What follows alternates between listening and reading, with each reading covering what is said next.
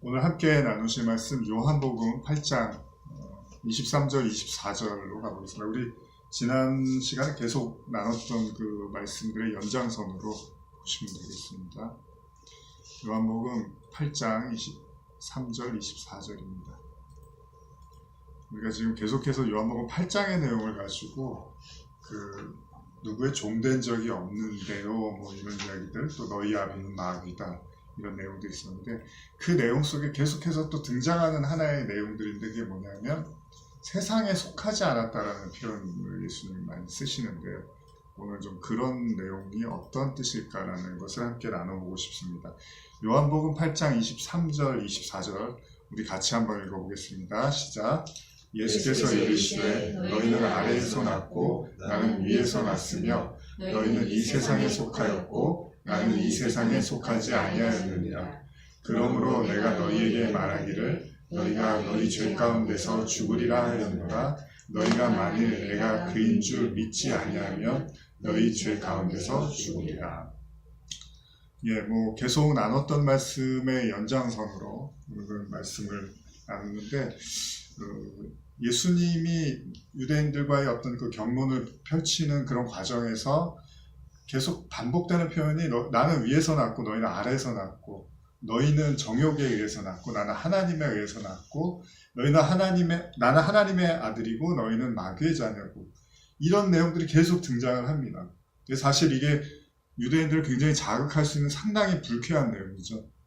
그런 내용들의 8장의 내용이 이렇게 진행이 되는데, 23절 지금 읽으신 것처럼 이제 또 다른 표현으로 이런 표현을 하시는 거예요. 너희는 아래에서 났고 나는 위에서 났으면 너희는 이 세상에 속하였고 나는 이 세상에 속하지 아니하였느니라. 이런 이제 표현을 쓰시는데, 한번 생각을 좀 해봤어요. 제가 세상에 속했다, 속하지 않았다, 어떤 의미일까? 예수님이 육신을 입고 있단 말이에요. 육신을 입은 사람은 세상 사람이란 말이에요. 우리가 사람이 죽으면 이제 저 세상 사람이라고 하지만, 몸을 입고 있는 한은 우리는 이 세상 사람이라고 하지 저 세상 사람이라고 하지 않아요. 근데 예수님이 계속해서 나는 이 세상에 속하지 않았다는 거예요. 이게 사람들이 말이 안 되는 거예요. 그러니까 유대인들이 너 나사렛에서 태어나지 않았냐? 뭐 나사렛에 선한 게 뭐가 있느냐? 너희 부모를 내가 아는데 네가 무슨 이 세상에 속하지 않았냐? 이제 이런 이야기를 하는 거죠. 세상에 속하지 않았다. 여러분들 어떻게 생각하십니까? 세상에 그럼 속한 건 또 뭡니까? 사실 요즘은 성경 제가 다시 보면 말들이 하나같이 다 어려워요. 이거를 너무 우리는 쉽게 써왔어요, 그동안. 세상에 속했다 그러면 세상적인 사람, 세상에 속하지 않았다는 건 덜 세상적인 사람, 그런 얘기를 하는 거 아니잖아요. 그럼 또 세상적인 사람은 뭐예요?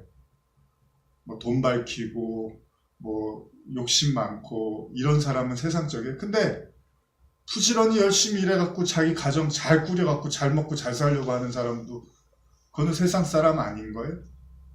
그러니까 악한 방법과 수단으로 이득을 취하는 사람은 세상 사람이고, 여기서 내가 열심히 일해서 집도 사고 뭐 돈도 벌고 해갖고 좋은 학교도 나오고 똑똑해서 이렇게 좋은 어떤 지위를 차지하는, 그거는 세상 사람 아니에요? 뭐 도둑질하면 세상 사람이고 도둑질 안 해서 돈 벌면 세상 사람 아니에요? 그런 게 아니잖아요. 그런 도덕적인 잣대로 세상 사람이냐 아니냐를, 근데 우리는 이제 보통 법 없이도 살 사람 하면은 이제 저 사람은 법 없이도 살 사람이야 라고 하면서 세상에 속하지 않은 사람이야 라는 뉘앙스로 말하지만, 사실은 그 사람이 더 세상적인 사람일 수 있는 거예요. 왜냐하면 법 없이도 살아서 다른 사람들이 다 좋아하니까. 세상 사람들이 다 좋아하면 세상 속의 사람인 거죠, 그게. 그러니까 이런 말들이 쉬운 게 아니에요. 간단한 얘기가.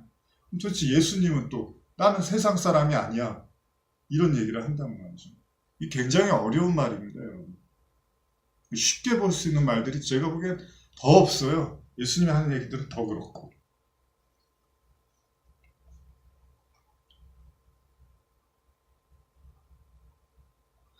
요한복음 17장 13절에서 17절 보면은 제가 한번 읽어드릴게요.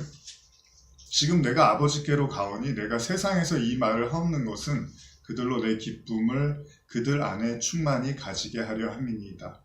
내가 아버지의 말씀을 그들에게 주었사오매 세상이 그들을 미워하였사오니 이는 내가 세상에 속하지 아니함 같이 그들도 세상에 속하지 아니함으로 인함이니이다. 내가 비옵는 것은 그들을 세상에서 데려가시기를 위함이 아니요 다만 악에 빠지지 않게 보전하시기를 위함이니이다. 내가 세상에 속하지 아니함 같이 그들도 세상에 속하지 아니하였사옵나이다. 그들을 진리로 거룩하게 하옵소서. 아버지의 말씀은 진리입니다. 제자들 이야기하시면서 또 이런 표현을 하는 거예요.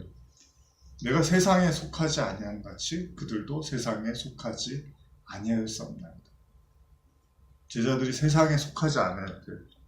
사실 제자들이 우리가 지난주에도 나눴지만 예수님 십자가 지기 전에 세상에서 잘 먹고 잘 살려고 싸우고 있었단 말이죠. 그러니까 뭐 세상적이다 아니다. 우리가 그런 표현을 많이 해요. 걔는 너무 세상적이야. 아마 조금 뭐 말에 어폐가 있지만 그 말을 하는 본인은 세상적이 아니지 않잖아요. 그 사람은 너무 세상적이야라는 건 그 말을 하는 그 당사자도 세상적이기 때문에 그 말을 하는 거죠. 그러니까 세상에서 7을 먹고 나는 3을 먹었어요. 이렇게 7을 먹은 애는 너무 세상적이야. 2는 나를 줘야지. 5대 5로 먹어야지. 그러니까 결국 나도 세상적이고 싶은데 걔가 너무 세상적이어서 내가 세상적일 수가 없으니까 걔는 너무 세상적이야라고 말을 할 수도 있는 거겠지. 무슨 말입니까 도대체 세상적이라는, 세상에 속했다는. 어려운 얘기입니다. 요한복음 15장 12절에서 19절 한 절씩 교독해 볼까요? 요한복음 15장 12절에서 19절입니다.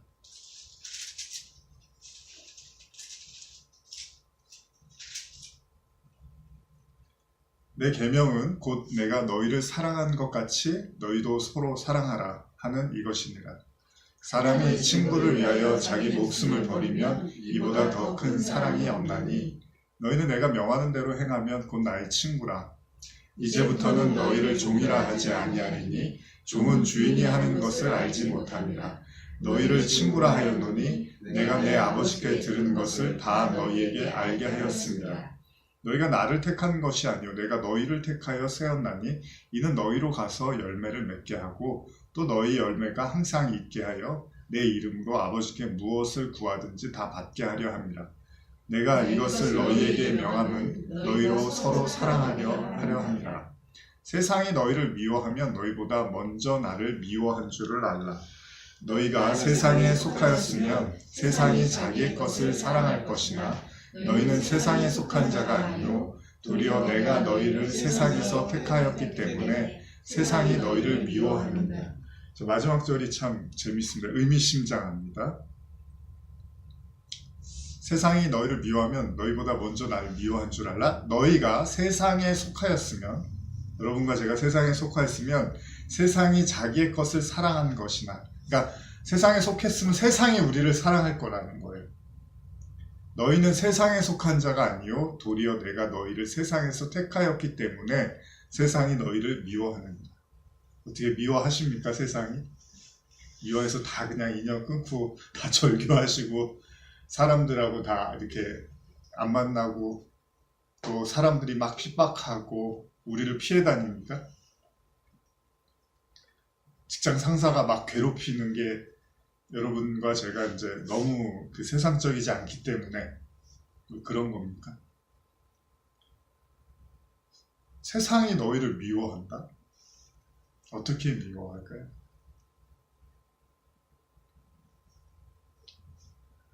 예수님을 미워한대요, 세상이. 보통 우리가 이제 교회 안 다니는 사람들이 교회 다니는 사람을 싫어한다. 그래서 그 수장격인 예수를 미워한다. 이렇게 이제 생각을 하는 거죠. 그래서 교회에 나가는 거를 반대하는 사람들을 이제 나를 미워하고 핍박하는 사람으로 생각을 하는 거죠. 근데 그런 이야기겠냐는 거죠. 요한복음 18장 33절에서 36절인데요. 제가 읽어드릴게요. 이에 빌라도가 다시 관정에 들어가 예수를 불러 이르되 내가 유대인의 왕이냐? 예수께서 대답하시되 이는 내가 스스로 하는 말이냐? 다른 사람들이 나에 대하여 내게 한 말이냐? 빌라도가 대답하되 내가 유대인이냐? 내 나라 사람과 대제사장들이 너를 내게 넘겼으니 내가 무엇을 하였느냐? 예수께서 대답하시되 내 나라는 이 세상에 속한 것이 아닙니다. 만일 내 나라가 이 세상에 속한 것이었더라면 내 종들이 싸워 나로 유대인들에게 넘겨지지 않게 하였으리라. 이제 내 나라는 여기 속한 것이 아닙니다. 그러니까 하나님의 나라가 여기에 속한 게 아니라는 거예요. 그러니까 교집합도 없어요. 완전히 다르다라는 거죠. 그러니까 뭔가 교통할 수 있는 서로 이렇게 교감할 수 있는 게 아니라 내 나라는 여기가 아니라고 이제 예수님 말씀하시는 거죠. 그러니까 계속 예수님이 반복하는 게 나는 세상에 속하지 않았고 너희는 세상에 속하였고 이 얘기를 지금 계속 반복을 하고 있어요. 요한일서 2장 15절에서 17절인데요. 한번 같이 찾아볼까요? 우리 지난주에 읽었던 말씀들을 오늘은 좀 몇 구절 같이 또 읽을 겁니다. 요한일서 2장 15절에서 17절입니다. 같이 읽겠습니다. 시작. 이 세상이나 세상에 있는 것들을 사랑하지 말라. 누구든지 세상을 사랑하면 아버지의 사랑이 그의 안에 있지 아니하니 이는 세상에 있는 모든 것이 육신의 정욕과 안목의 정욕과 이생의 자랑이니 다 아버지께로부터 온 것이 아니요 세상으로부터 온 것이라. 이 세상도 그 정욕도 지나가되 오직 하나님의 뜻을 행하는 자는 영원히 거하느니라. 지난주에도 읽었지만 제가 이 표현을 그렇게 썼습니다. 아니 하나님이 다 만드셨다고 할 때는 언제고 또 이 세상은 아버지께로부터 온 것이 아니죠. 세상에 있는 모든 것이 육신의 정욕과 안목의 정욕과 이생의 자랑이라고 합니다. 이게 그럼 하나님이 만드셨는데 우리는 그렇게 믿는데 또 이 세상에 있는 거는 정욕과 안목의 정욕과 자랑이라고 하면 이건 또 세상으로부터 온 거라고 하니까 지난주에 제가 이렇게 설명을 했죠. 그게 나하고 상관이 되어졌을 때 나라는 욕심, 나라는 탐심과 상관이 되어졌을 때 그것이 바로 이렇게 변질되고 왜곡되는, 그래서 육신적인 것을 취하기 위한 도구로서 사용되는 것, 이렇게 이제 이야기를 나눴죠. 그래서 세상도 지나가고 정욕도 지나가되 하나님의 뜻을 행하는 자는 영원히 거하리라. 이런 말들이 다 어려운 말들이죠. 이게 무슨 말입니까? 그러면서 이제 로마서에서 이걸 못을 박는데 제가 읽어드릴게요. 로마서 12장 1절 2절인데요. 그러므로 형제들아 내가 하나님의 모든 자비하심으로 너희를 권하노니 너희 몸을 하나님이 기뻐하시는 거룩한 산 제물로 드리라. 이는 너희가 드릴 영적 예배니라. 너희는 이 세대를 본받지 말고 오직 마음을 새롭게 하여 함으로 변화를 받아 하나님의 선하시고 기뻐하시고 온전하신 뜻이 무엇인지 분별하도록 하라. 이것도 또 같은 내용입니다. 세대를 본받지 말라는 거예요. 오직 마음을 새롭게 하라는 거죠. 이 세상을 본받지 않는 게 어떤 거죠, 여러분? 여러분들은 이 세상을 본받지 않고 있습니까? 본받고 계십니까? 세상을 본받는다는 것은 또 어떤 의미입니까? 사람들이 다 이렇게 가고 있는 방향으로 여러분들은 안 가고 계십니까? 아니면은 우리가 다른 우리만의 독특한 삶의 어떤 모습을 가지고 있습니까? 어쨌든 간에 바울은 로마서에서 이 세대를 본받지 말라고 합니다. 이게 다 같은 얘기가 지금 반복이 되는 거예요. 그러면서 다시 우리가 요한복음 8장 23절을 생각해보면 한 번 더 이 말씀으로 돌아와 생각해보면요. 예수께서 이르시되 너희는 아래에서 났고 나는 위에서 났으며 너희는 이 세상에 속하였고 나는 이 세상에 속하지 아니하였느니라. 이 말씀 하나를 가지고 단서를 찾아보면 이런 거예요. 예수님은 우리는 아래에서 났다는 거죠. 그리고 당신은 위에서 났다는 거예요. 그러니까 위에서 난 존재는 세상에 속하지 않았고 아래에서 난 존재는 세상에 속했다는 거예요. 이 얘기예요. 이렇게 우리가 이해할 수 있는 단서가 23절이죠. 그러니까 뭐를 하는 게 세상에 속하고 안 하고 이런 게 아니고 예수님이 오셔서 뭐 밥 안 드셨습니까? 뭐 술을 안 드셨습니까? 포도주도 드시고 잔치에도 참여하시고 뭐 세리들하고 이렇게 잔치도 같이 하시고 다 하셨어요. 예수님이 뭐 삶이 어떤 독특한 게 아니에요. 뭐 새벽에 기도하셨다고요? 아니 새벽에 다 이렇게 기도하는 종교인들 많았을 거예요. 그 당시에도 열심히 기도하고 구제하고 봉사하고 헌신하는 종교인들 그때도 많았을 거예요. 그러면 어떤 행위를 가지고 지금 세상에 속했다 안 했다를 얘기하는 게 아니라 어떤 마치 그 자격이랄까요? 근본적인 그 사람의 어떤 본질적인 그 사람의 신분이랄까요? 이런 걸로 지금 이야기를 하는 거죠.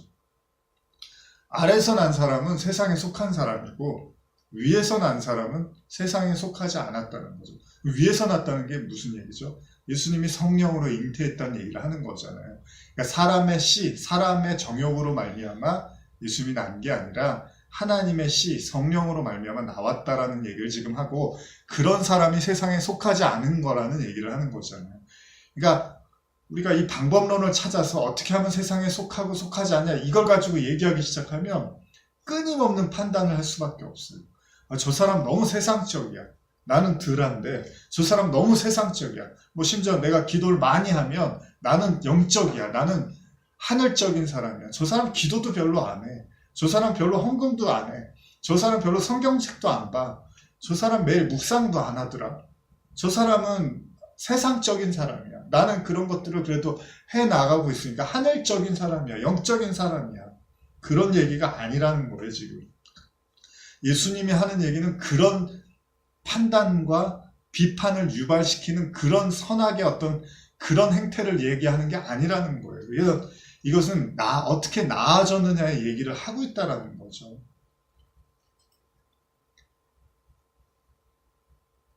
그래서 요한복음 1장 9절에서 13절이었는데 지난번에도 읽었지만 제가 또 읽어드릴게요. 찬빛 곧 세상에 와서 각 사람에게 비추는 빛이 있었나니 그가 세상에 계셨으며 자 세상에 계셨대요. 근데 빛이라고 표현을 해요. 그분을 빛인데 세상에 계신 빛. 그 세상은 그로 말미암아 지은 바 되었으며 세상이 그를 알지 못하였고 자기 땅에 오매 자기 백성이 영접하지 아니하였으나 여러분 뭐 늘 해오던 얘기지만 한 번 더 생각을 해볼 필요가 있어요. 예수님이 자기 땅에 왔는데 하나님의 그 백성들에게 왔는데 그를 영접하지 않고 그를 알지 못했다고 표현을 해요.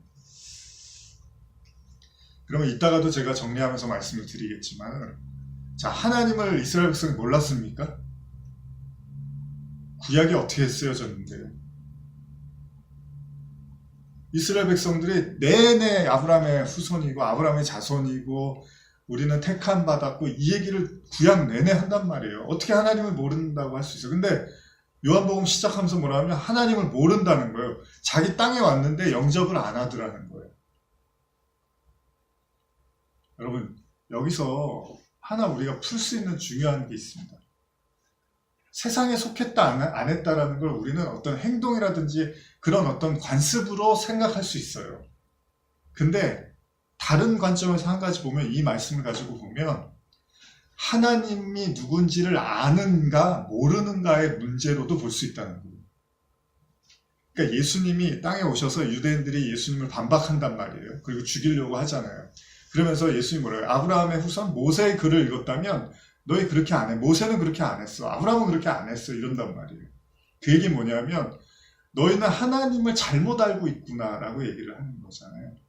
그러면 빛을 왔는데 빛이 빛인지도 모르고 빛을 받아들일 생각도 안 했다는 것은 그들은 하나님을 알고 있다고 생각하지만 실상은 하나님을 잘못 모른다기보다는 잘못 알고 있는 거예요. 근데 더 무서운 건 잘못 알고 있는 게 예수님은 거짓 아비라고 하는 거죠.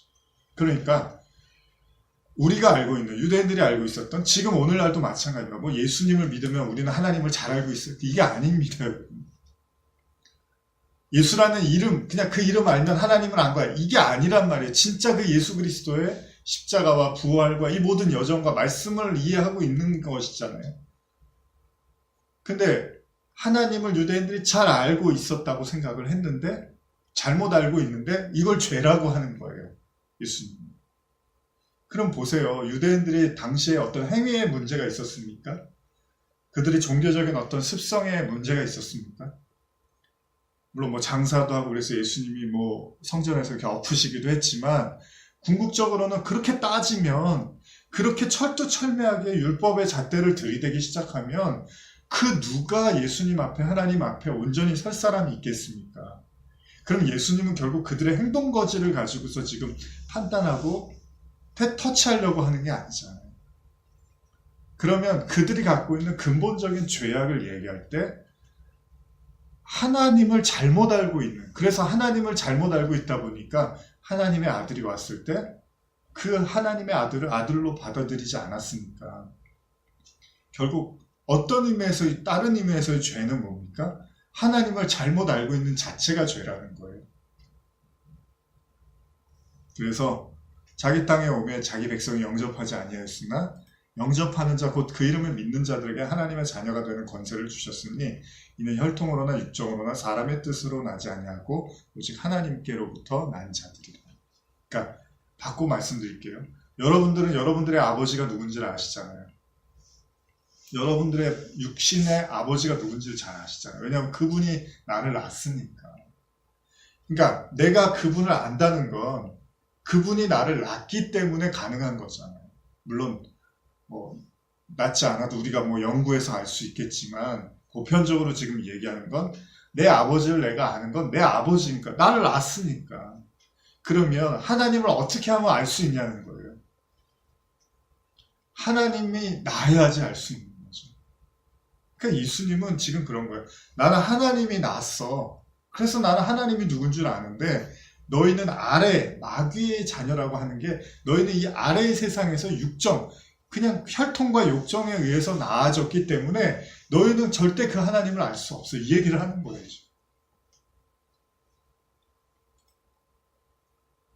그래서 예수님이 요한복음 3장에서 3절에서 7절인데 한 번 더 읽어드릴게요.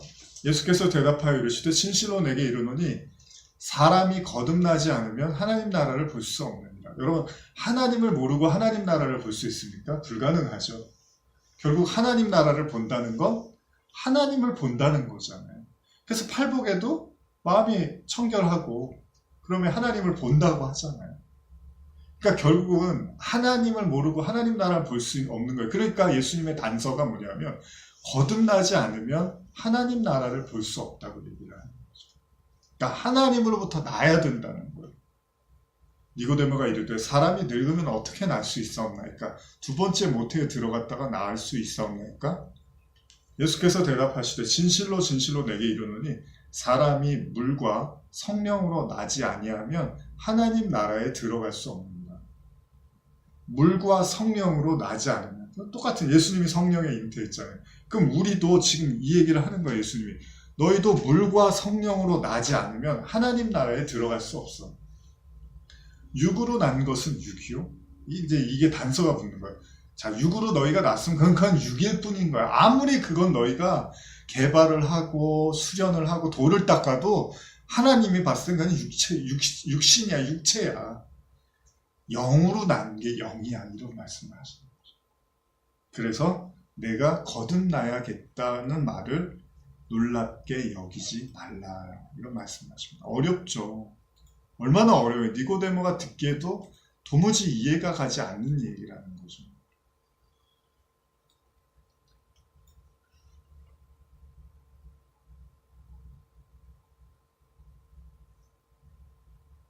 여기서 거듭나다라고 할 때 그 원어로 좀 의미를 보면 아노텐이라는데 위로부터 처음부터 다시 새로 이런 뜻이 있어요. 그러니까 위로 나다, 거듭나다라는 게 위로 나다, 뭐 위에 두다 이렇게도 이야기를 하는데요. 그러니까 위로 나다. 어떻게 위로 납니까? 어떻게 다시 태어납니까?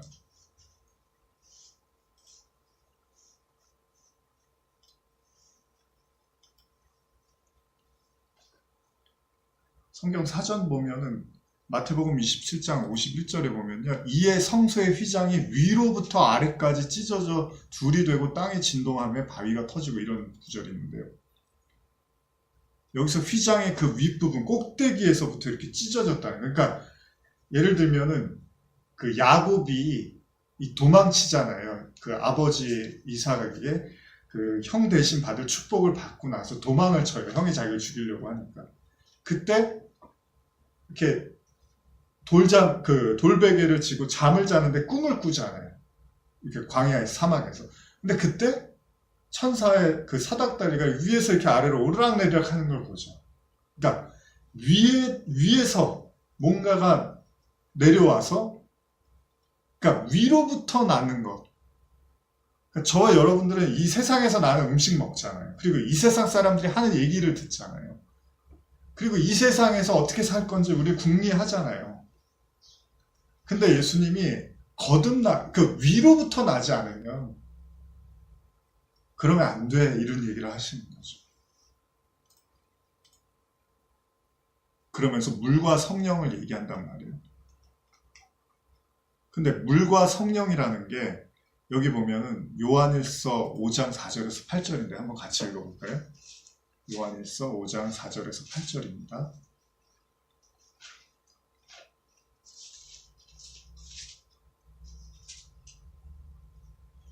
요한일서 5장 4절에서 8절입니다. 같이 한번 읽어보겠습니다. 시작. 무릇 하나님께로부터 난 자마다 세상을 이기느니라. 세상을 이기는 승리는 이것이니 우리의 믿음이라. 예수께서 하나님의 아들이심을 믿는 자가 아니면 세상을 이기는 자가 누구냐? 이는 물과 피로 임하신 이시니 곧 예수 그리스도시라. 물로만 아니요 물과 피로 임하셨고 증언하는 이는 성령이시니 성령은 진리니라. 증언하는 이가 셋이니 성령과 물과 피라. 또한 이 셋은 합하여 하나니라. 자 보세요. 물과 성령으로 거듭나라고 했죠. 그랬는데 요한일서 5장 8절에 성령과 물과 피, 이 셋은 하나다라고 해요. 그러니까 성령이 물이고 물이 피래요. 피가 물이고 물이 성령이래요. 결국은 뭘로 맞추는 거예요? 성령으로 맞추는 거죠. 그래서 예수님이 십자가에서 옆구리를 팍 찔렀더니 물이 나오는 거죠. 원래 피가 나와야 돼요. 근데 피는 뭐예요? 제사를 얘기한단 말이죠. 피 흘림이 없이는 하나님께 갈 수 없어요. 제사니까. 근데 그 피는 결국 뭐예요? 물을 생각하는 거예요. 물을 상징하는 거예요. 물이 뭐예요? 물을 우리 씻겨주는 거잖아요.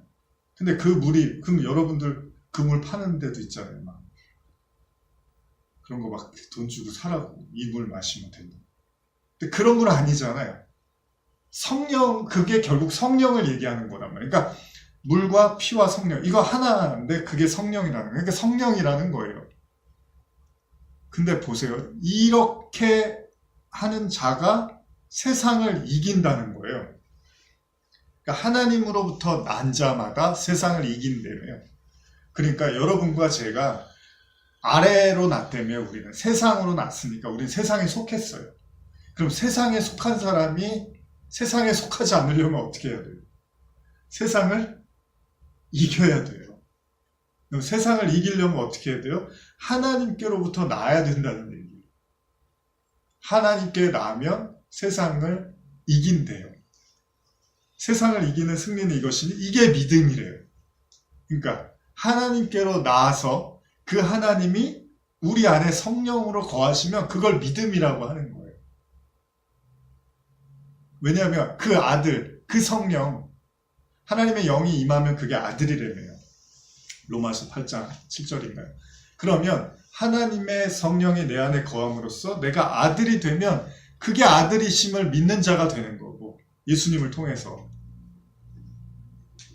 그러면 우리가 세상을 이기는 게 되는 거죠. 근데 그러기 위해서는 하나님께로부터 나야 된다는 거죠.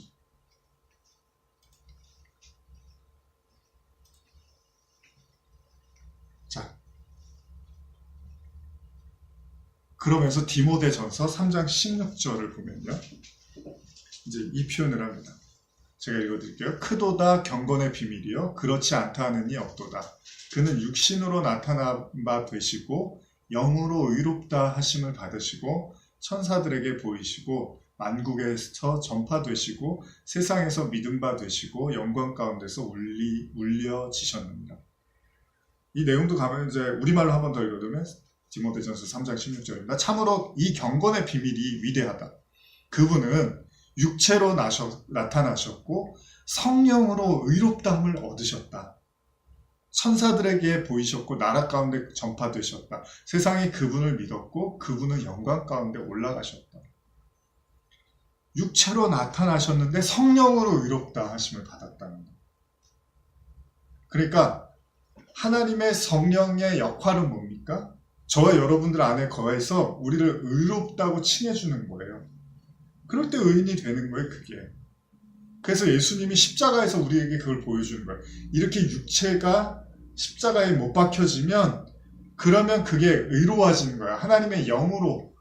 물론 예수님이 부활하고 나서 제자들이 못 알아보고 뭐 이런 사건이 있지만 그것의 본질적인 의미는 다른 존재로 예수님이 태어났다는 걸 보여주려고 하는 거잖아요. 예수님이 육신을 완전히 땅에 묻히셨단 말이에요. 완전히 땅에 묻히시고 다른 존재로 예수님에게 부활하셨다는 거예요. 그거를 지금 성령으로 의롭다함을 얻었다는 거예요. 이게 그러니까 여러분 육과 영을 이게 뭐가 육이고 그건 뭐가 영이야. 뭐 좋은 건 영이고 나쁜 건 육, 이렇게 생각하면 어렵습니다. 좀 단순하게 생각하면 육이 완전히 죽으면 그걸 영이라고 하는 거예요. 왜냐하면 육은 스스로 죽을 수 없기 때문에 어떤 다른 차원의 것에 의해서 육은 부정당할 수밖에 없기 때문에 그 육이 완전히 부정당했다는 사실은 그가 영이 되었다는 얘기를 하는 거죠. 그래서 예수님이 십자가로 그걸 보여주는 거예요. 너희가 이렇게 육신이 십자가에 못 박히면 너희 그 존재가 십자가에 못 박히면 하나님의 그 새롭게 하시는 그리스도의 영으로 다시 하나님이 살리심을 받는 그 그리스도의 영을 얘기하시는 거죠, 성경에서. 베드로전서 3장 18절 같이 한번 읽어볼까요? 베드로전서 3장 18절입니다.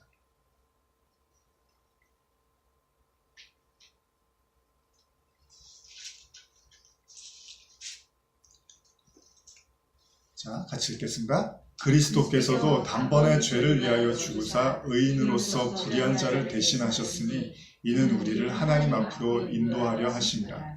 육체로는 죽임을 당하시고 영으로는 살리심을 받으셨으니. 지금 계속 이런 말이 등장을 하죠. 우리말로 제가 한 번 더 읽어드릴게요. 이는 여러분을 하나님께로 인도하기 위해 그리스도께서도 한 번 죄를 위해 고난을 당하시고 의인으로서 불의한 사람을 대신하셨기 때문입니다. 그는 육체로는 죽임을 당하셨으나 영으로는 살리심을 받으셨습니다. 아니 예수님이 영으로 살리심을 하는데 몸이 있었다고 하잖아요. 제자들하고 조반도 먹지 않아요. 그런 얘기를 하는 게 아니에요. 그 몸을 살아난 걸 단지 성경에 그 얘기를 하는 게 아니라 어떤 모양이든 그런 것들 우리가 생각하고 상상하는 게 중요한 게 아니라 우리의 그 거짓된 자, 우리의 그 죄성인 본질적인 그 죄의 어떤 그 진노의 불의함이 십자가에서 완전히 죽어졌을 때 하나님이 그것을 영으로 살리셨다고 하는 거예요. 그래서 예수님이 다시 태어난 건 사실 우리에게 본보기를 보여주려고 했던 거니까 단지 그냥 이 몸이 죽었는데 똑같이 몸을 다시 살아나는 이게 중요한 게 아니라 그럼 뭐 안 죽게 하면 되죠. 아니, 처음부터 무슨 맛을 보여주는 거예요. 아니 너희 이렇게 죽었는데 또 똑같이 살아났어. 그게 본질이 아니잖아요. 율법이라는 죄라는 것을 어떻게 하나님이 해방시키는가를 예수님을 통해서 가르쳐주는 거니까. 그래서 자꾸 영으로 살리심을 받았다는 거예요. 그래서 예수님이 다시 부활하시고 나서 제자들을 만나서 용서하시고 하나님 말씀을 다시 이렇게 전하시잖아요. 부활하신 모습으로. 그 본질은 예수님처럼 저렇게 죽으셨는데 다시 살아났어. 이것만 우리가 볼 게 아니라 바로 우리가 그렇게 육체가 부정되면 우리가 그렇게 영으로 하나님의 영으로 살아난다는 우리 안에 바로 그 하나님의 성령으로 우리가 다시 살아난다는 얘기를 하는 거죠. 그래서 로마서 8장 10절 11절인데 제가 읽을게요. 또 그리스도께서 너희 안에 계시면 이 얘기를 하는 거예요. 그리스도께서 우리 안에 계시다 그러잖아요. 그리스도께서 너희 안에 계시면 너희 몸은 죄로 말미암아 죽은 것이나 영은 의로 말미암아 살아있는 것입니다. 그렇게 얘기를 하는, 이게 부활을 다르게 설명하는 거예요. 그리스도, 성령이 우리 안에 계시면 우리는 이미 이제 부정당할 수밖에 없는 육을 갖게 되고, 그렇게 우리가 날마다의 죽음을 통해서 부정당하면 그게 바로 성령으로 살아나게 되는 거잖아요. 이제 더 이상 육신이 나를 조정하는 것이 아니라 성령에 의해서 내가 사라지는 거니까. 그래서 8장 11절에 예수를 죽은 자 가운데서 살리신 이의 영, 또 설명하는 거예요. 예수를 죽은 자 가운데서 살리신 이의 영. 이게 뭐예요? 그리스도의 영이에요. 이건 그리스도의 영이라고 성경에서 또 표현을 하는데, 예수를 죽은 자 가운데서 살리신 이의 영, 성령입니다. 성령. 너희 안에 거하시면 그리스도 예수를 죽은 자 가운데서 살리신 이가 너희 안에 거하시는 그의 영으로 말미암아 너의 죽을 몸도 살리리라. 현대어로 한 번 더, 현대어 성경으로 읽어드릴게요. 그리고 만일 예수를 죽은 자 가운데서 다시 살리신 하나님의 영이 여러분 속에 계시면 하나님께서는 여러분 속에 계시는 이 성령에 의해서 여러분이 죽은 후에도 여러분의 썩은 몸을 다시 살리실 것입니다. 그렇죠. 이게 무슨 말이냐면 그 성령에 의해서 이제 근데 육신이 죽었다는 게 뭐예요? 몸이 죽었다는 그런 목숨 얘기를 하는 게 아니죠. 우리 안에 있는 죄성, 그쵸? 율법, 죄의 그 자아 있잖아요. 그걸 죽였다는 얘기를 하는 거지. 단지 성령 받으면 죽습니까, 사람이? 아니잖아요. 제자들이 성령 받고 죽었어요? 아니잖아요. 뭔가 성령을 받고 나니까 우리 안에 있는 무언가가 죽고 그 죽음을 통해서 성령만 남더라는 거예요. 그걸 살았다고 하고 그걸 다시 살았다고 하는 거예요. 그렇게 되면 그 사람은 이제 심판을 벗어난 게 되는 거니까 당연히 썩을 몸을 다시 살리시는 이제 영생을 얻었다는 표현을 이렇게 하고 있는 거죠. 그러니까 보십시오. 살아있다는 게 무슨 말이에요? 그러니까 구원받았다, 살았다라는 건 무엇입니까? 영이 있다는, 그러니까 영이 있느냐 없느냐가 살았느냐 죽었느냐를 얘기하는 거죠. 그러니까 이게 왜 이 말씀을 드리냐면 내가 나중에 죽어봐야지 아는 게 아니라는 거예요. 구원은. 지금 바울이 분명히 얘기하잖아요. 그리스도의 영이 너희 안에 거하시면 그게 산 거라는 거예요.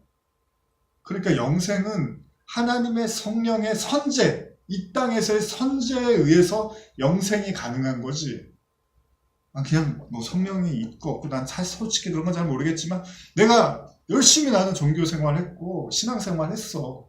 그걸로 나는 하나님 나를 판단하실 거야 라고 생각하는 게 구원이 아니라는 거예요.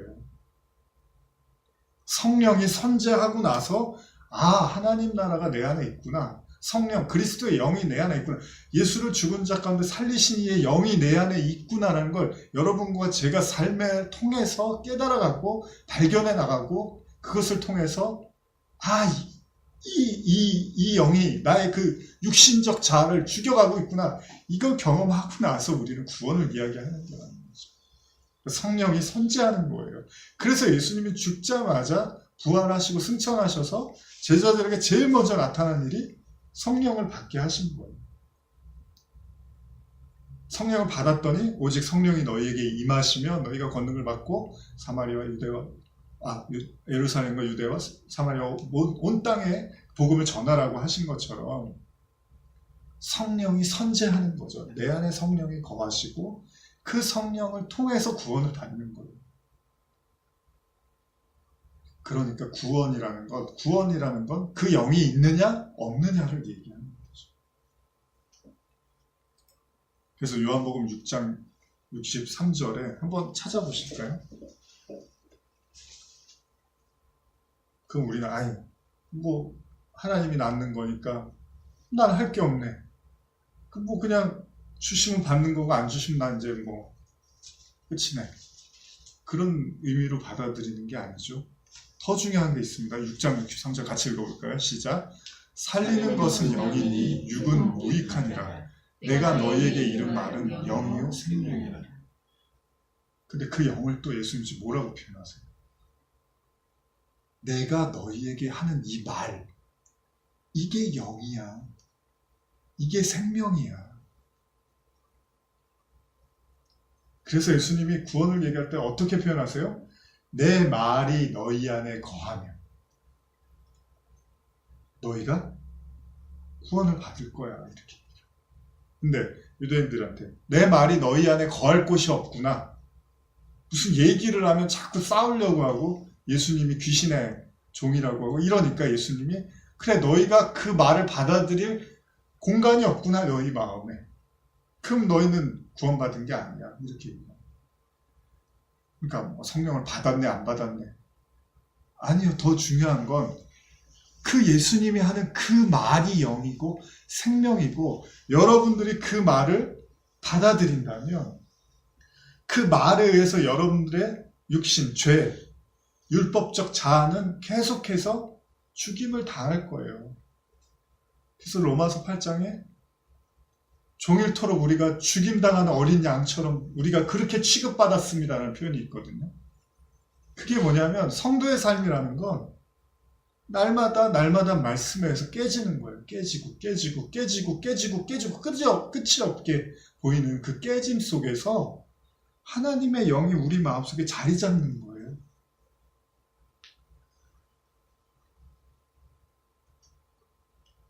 이렇게 아이들한테 똑같은 얘기 반복해도 잘 안 듣잖아요. 물론 이제 학습이기도 하지만 사실 성경도 그렇잖아요. 구약 내내 하나님의 이스라엘 백성들에게 하나만 얘기해요. 너희 하나님 사랑 그런 식으로 하지 마. 그렇게 너희 어떤 노력 가지고 하나님 사랑하지 마. 그런 식을 원하는 게 아니라 오히려 나는 상한 심령을 원해. 다윗이 이제 고백을 했잖아요. 너희의 그 화려한 제사보다 너희의 그 상한 심령이 나는 더 좋아. 그러니까 하나님 사랑 그런 식으로 하지 마. 여러분 자식을 낳는데 여러분들 와서 아버님 어머님 제가 왔어요. 그러면서 막 한 보따리 들고 와요. 이거 탁 넣고 저 바빠서 가볼게요. 뭐 전화도 안 하고 뭐 얘기도 안 해. 대화도 안 해. 밥도 같이 안 먹어. 근데 막 그냥 한 보따리에다 통장에다 맨날 돈 팍팍팍 보내주고 뭐 그런 것도 좋아하시는 분이 계실 수도 있겠지만 하나님은 그렇지가 않아요. 난 너희들한테 그런 거 원하는 거 아니야. 누가 돈 달래? 누가 재물 달래 나한테? 너희의 그 진심 그 마음을 나한테 갖고 오란 말이야. 하나님은 근데 그 말이 안 먹힌단 말이에요. 이스라엘 백성들에게. 왜요? 그들의 마음에 하나님의 말씀이 비집고 들어갈 공간이 없는 거예요. 그러니까 우리는 말씀을 들어야 된다는 게 이런 믿음은 들음에서 난다는 게 이런 얘기인 거예요. 이 말씀을 들으면서 그 말씀이 내 안에 들어오게. 왜냐면 우리 스스로는 안 되는 거니까 이게. 그래서 다른 차원의 말씀을 우리는 계속 들으면서 우리의 그 자아를 죽여가는 거죠. 그래서 내가 너희에게 이른 말은 영이고 생명이라고 하는 거죠. 재밌는 게, 자, 이 말씀은 우리가 계속 그럼 위로 낳는다, 아래로 낳는다. 여러분, 아래로 난 것을 전부로 아는 사람이 위로 난 것을 얘기할 수는 없잖아요. 근데 위에서 난 사람은 아래로 난 걸 얘기할 수 있단 말이죠.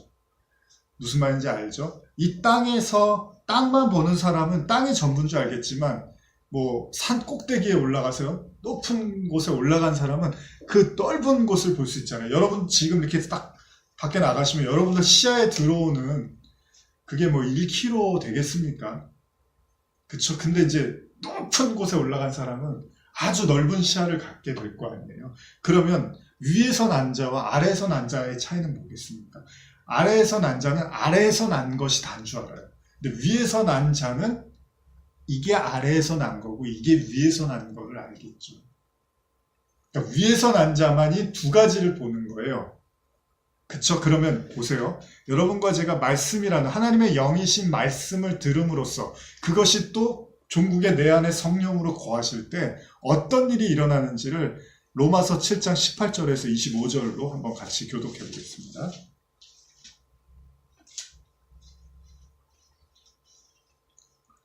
로마서 7장 18절에서 25절입니다. 시작. 한 절씩 교독하겠습니다. 내 속 곧 내 육신에 선한 것이 거하지 아니하는 줄을 아노니 원함은 내게 있으나 선을 행하는 것은 없노라.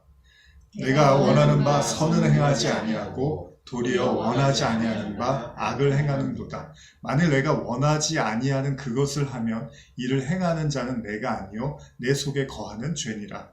그러므로 내가 한 법을 깨달았나니 곧 선을 행하기 원하는 나에게 악이 함께 있는 것이로다. 내 속사람으로는 하나님의 법을 즐거워하되 내 지체 속에서 한 다른 법이 내 마음의 법과 싸워 내 지체 속에 있는 죄의 법으로 나를 사로잡는 것을 보도다. 오라 나는 공고한 사람이로다. 이 사망의 몸에서 누가 나를 건져내랴? 우리 주 예수 그리스도로 말미암아 하나님께 감사하리로다. 그런즉 내 자신이 마음으로는 하나님의 법을 육신으로는 죄의 법을 섬기노라. 두 개를 보죠. 이게 성령의 결과입니다. 바울이 그 성령 다메섹 도상을 지나가다가 그 빛에 의해서 눈을 감게 되죠. 근데 그 전까지는 어땠어요? 자기는 선한 사람이고 자기는 의로운 사람이고 자기는 하나님밖에 모르는 사람이라고 생각을 했어요. 근데 하나님을 만나니까 빛이 들어오니까 성령을 경험하니까 뭐라 그래요? 나는 이렇게 공고한 사람이다. 이 사망의 몸에서 누가 나를 건져내랴? 그러면서 21절에 이런 표현을 내가 한 법을 깨달았대요. 뭘로요? 말씀으로, 성령으로. 곧 선을 행하기 원하는 나에게 악이 함께 있는 것이라. 또 뭐라 그럽니까? 내 18절 내 속 곧 내 육신에 선한 것이 거하지 아니하는 줄을 아노니 원함은 내게 있으나 선을 행하는 것은 없노라. 이건 육신만 얘기하는 거겠죠. 나한테는 그냥 선은 없구나. 나한테는 원래 없었던 거구나. 왜? 아래에서 났으니까. 그런데 아래의 얘기는 뭡니까? 선을 행하기 원하는 나, 성령을 얘기하는 거죠. 그러니까 두 개를 이야기하는 거죠. 그 위로 난 나, 그 성령에 의해서 새롭게 태어난 나는 선을 원해요. 근데 육신적 나는 악을 계속, 악밖에 없으니까 이 두 가지를 보는 거죠. 그래서 뭐라 그러니까 이게 싸운다 그러죠. 지금 죄의 법과 그 마음의 법이 싸운다. 마음의 법이 성령입니다. 하나님 주신 새 마음을 얘기하는 거니까요. 그러나 육신에 있는 그 죄의 법이 또 나를 그래서 공고하다라는 얘기를 하는 거예요. 그러나 25절에 어떻게 마칩니까? 감사한대요. 뭐 갑자기 뜬금없이 뭐가 감사해요? 왜냐하면 마음으로는 하나님의 법을 육신으로는 죄의 법을 섬기고 있기 때문입니다.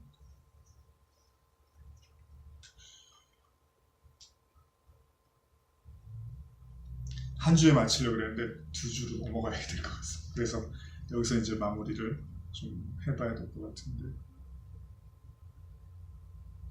세상에 속하지 않았다라는 것은 결국은 하나님으로부터 낫다라는 이야기를 하는 거죠. 그러니까 우리가 어떤 뭐 착한 행실을 많이 해서 그게 세상에 속하지 않은 그런 것들이 아니라는 거죠. 결국 바울이 깨닫는 건 뭐냐면 예수님이 하신 말씀처럼 살리는 것은 영이니 육은 무익하니라. 내가 너희에게 이른 말 그것이 영이요 생명이라. 히브리서 우리 5장 15절에서 14절 한번 읽어볼까요?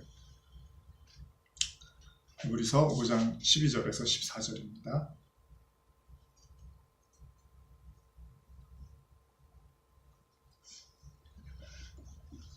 자, 같이 한번 읽어보겠습니다. 때가 오래되었으므로 너희가 마땅히 선생이 되었을 터인데 너희가 다시 하나님의 말씀의 초보에 대하여 누구에게서 가르침을 받아야 할 처지이니 단단한 음식은 못 먹고 젖이나 먹어야 할 자가 되었도다. 이는 젖을 먹는 자마다 어린아이니 의의 말씀을 경험하지 못한 자요. 단단한 음식은 장성한 자의 것이니 그들은 지각을 사용함으로 연단을 받아 선악을 분별하는 자들입니다. 자, 이 말씀을 이제 마무리를 해야 될 것 같습니다. 자, 바울이 지금 뭘 깨달은 거죠? 하나님의 말씀, 성령에 의해서 아주 쉽게 설명하면 이게 빛이고 이게 어둠이구나라는 것을 알게 된 거죠.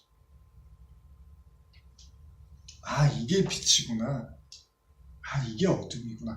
이게 선이구나. 이게 악이구나. 이게 의구나. 이게 율법이구나. 이게 은혜구나. 이걸 이렇게 구분하게 됐다라는 거예요.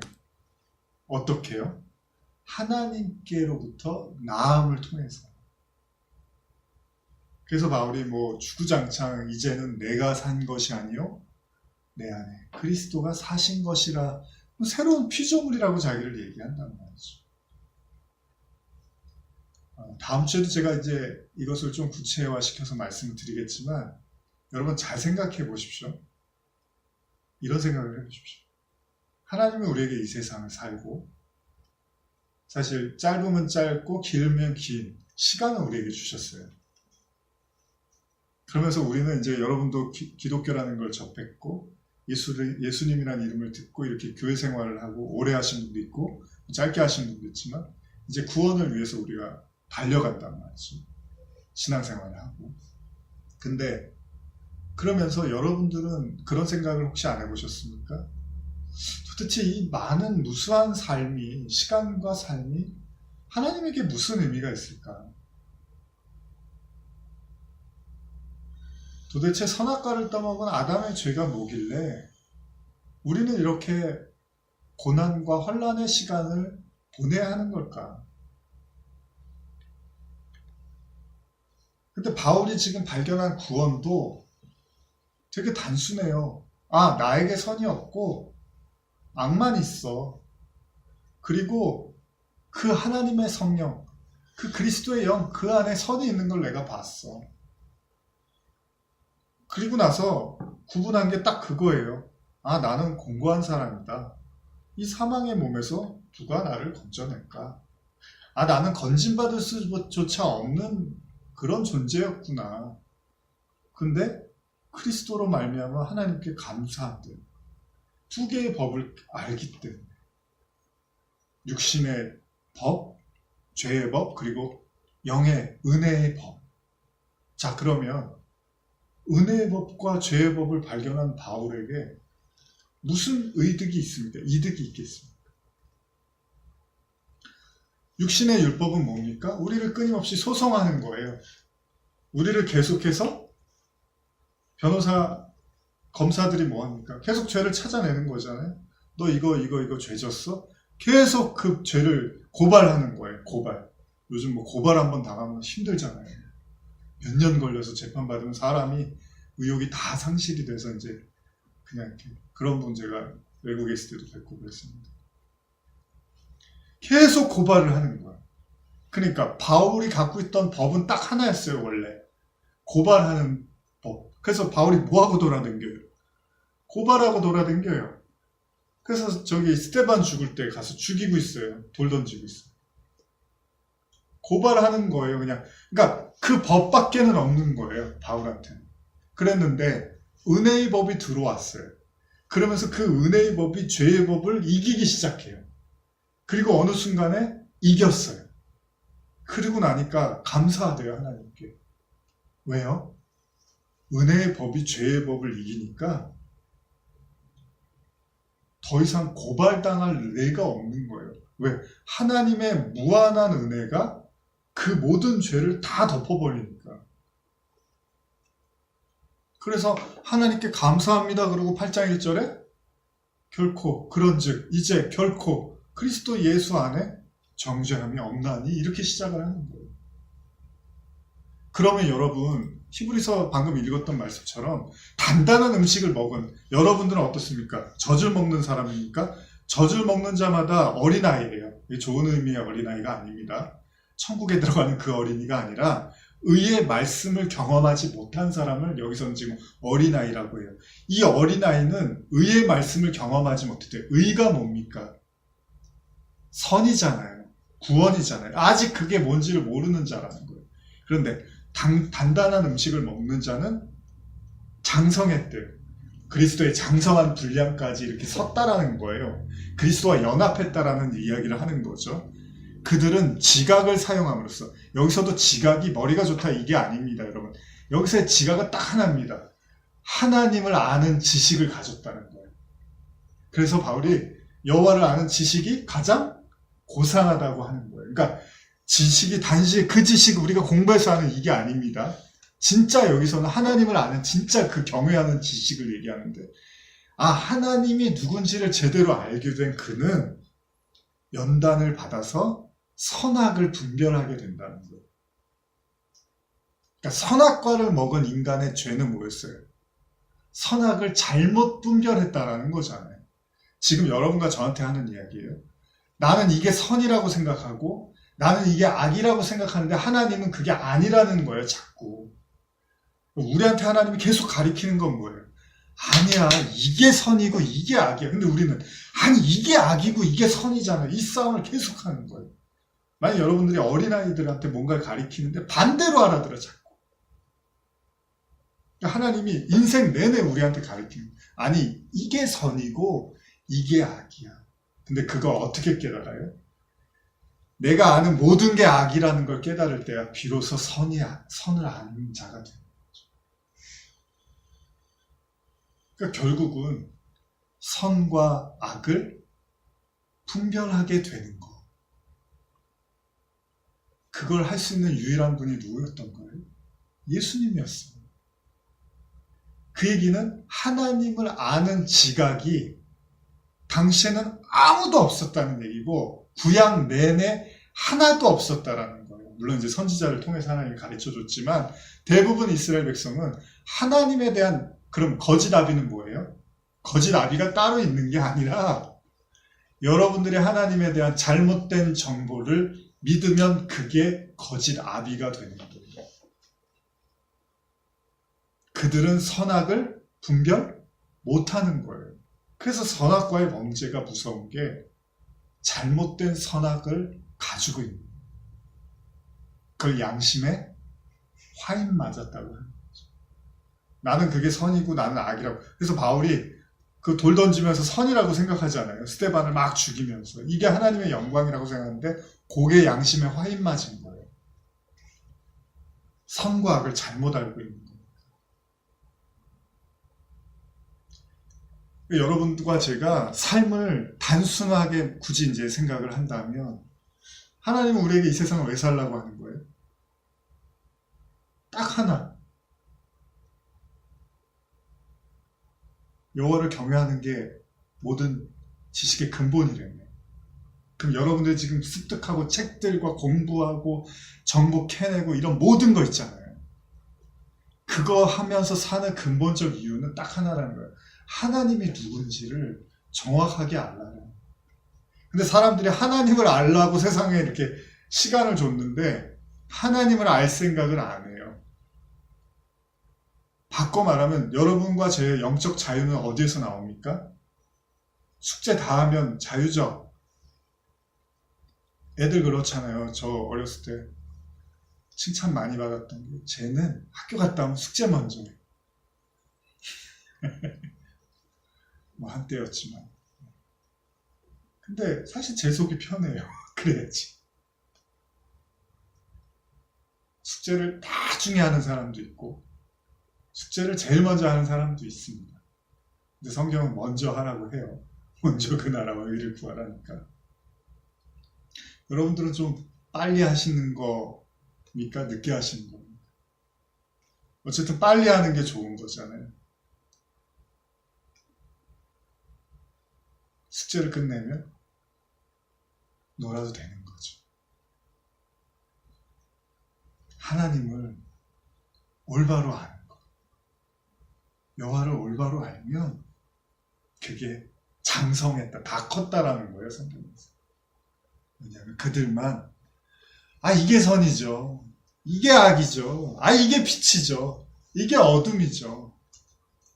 그들만 이 세상을 볼 수 있는 눈을 가진 거예요. 근데 어둠만 보는 사람들은 어둠에서 빛과 어둠을 가르고 있다는 거죠. 그게 어둠인데 다음 주에 이제 그 말씀들을 좀 더 구체적으로 에녹을 또 나누고 그러면서 정말 이 세상에 속하지 않았다라는 것이 어떤 의미인지를 더 구체적으로 나누겠습니다. 기도하시겠습니다. 하나님 감사합니다. 바울의 고백처럼 오호라 나는 곤고한 사람이로다. 이 사망의 몸에서 누가 나를 건져내리. 우리 주 예수 그리스도로 말미암아 하나님께 감사하리로다. 그런즉 내 자신이 마음으로는 하나님의 법을 육신으로는 죄의 법을 섬기노라. 오늘 우리에게 주신 그 숙제, 그 인생의 과제, 우리가 장성한 그리스도의 분량에 이르러 그 선악을 분간할 수 있는 당신의 말씀을 통하여 그 하나님을 경외하는 그 지각을 통하여 그 선악을 분별하며 하나님의 그 의에 참여하는 자가 되게 하여 주시옵소서. 예수님의 이름으로 기도드립니다. 아멘.